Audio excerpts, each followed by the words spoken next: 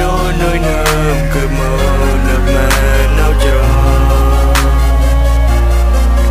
ở mơ đi cướp kết quanh ra chính clay ngân nghề không quan tâm nông con phụ nuôi ta nên đồ bằng ăn con bằng khét ta si làm ra ca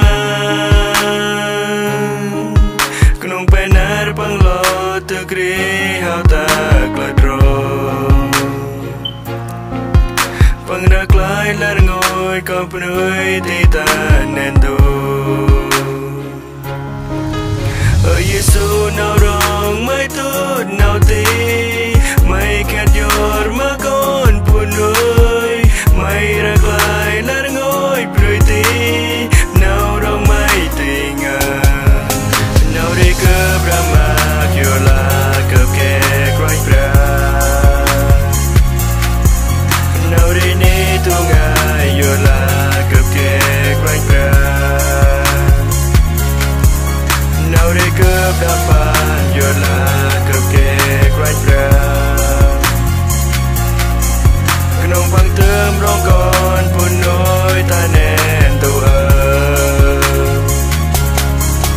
bằng ăn con bằng xe ta si tầm ra ca nông bên nار bằng lo từ kri hao ta kladro bằng đặc lại là ngồi con phụ nuôi thì ta nên tu ở Giêsu nào rong mai tốt nào tí mai khát giọt mà con phụ nuôi mai đặc lại là ngồi bơi tí nào rong mai tình ở Giêsu nào rong mai tốt nào tình ngàn nghề anh hãy cho mà pra Giêsu áp mang áp na anh hãy rong mà bằng anh mà là nơi nằm hè yuột bằng chính quanh ra nằm tâm rạc lại nào tì con ông bằng tâm rong con phụ nuôi ta nên tu bằng ăn con bà khét ta si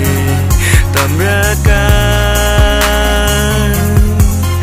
nông bên nار bằng lo từ kri hao ta kladro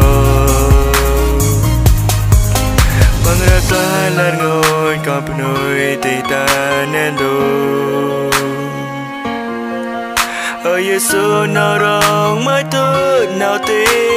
mai khát giọt mà con phụ nuôi mai đặc lại là ngồi bơi tí nào rong mai tình ở Giêsu nào rong mai tốt nào tình ngàn nghề ở Giêsu nào rong mai tốt nào tình ngàn nghề mai khát giọt mà con phụ nuôi ta nên tu ở Giêsu nào rong mai tốt nào tình ngàn nghề nào rong mai tốt nào tình ngàn ở pra Giêsu